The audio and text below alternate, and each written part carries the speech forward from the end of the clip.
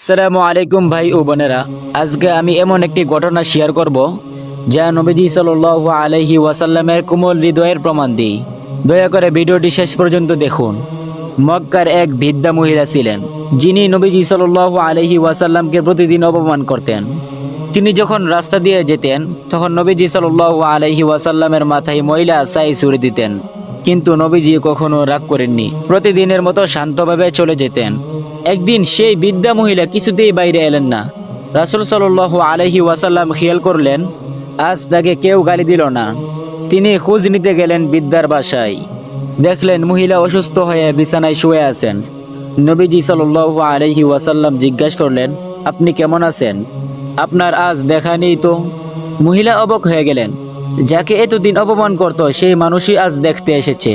তিনি কাঁদতে কাঁদতে বললেন, তুমি সত্যিই একজন মহান মানুষ। তিনি তখনই ইসলাম গ্রহণ করেন। সুবহানাল্লাহ। ভাই ও বোনেরা, ইসলাম শুধু কথার ধর্ম না, কাজের ধর্ম। নবীজি সাল্লাল্লাহু আলাইহি ওয়াসাল্লামের মতো আচরণই আমাদের আদর্শ। ভিডিওটি ভালো লাগলে অবশ্যই লাইক দিন, শেয়ার করুন। আর নতুন সুন্দর গল্প পেতে চ্যানেলটি সাবস্ক্রাইব করে সাথে থাকুন।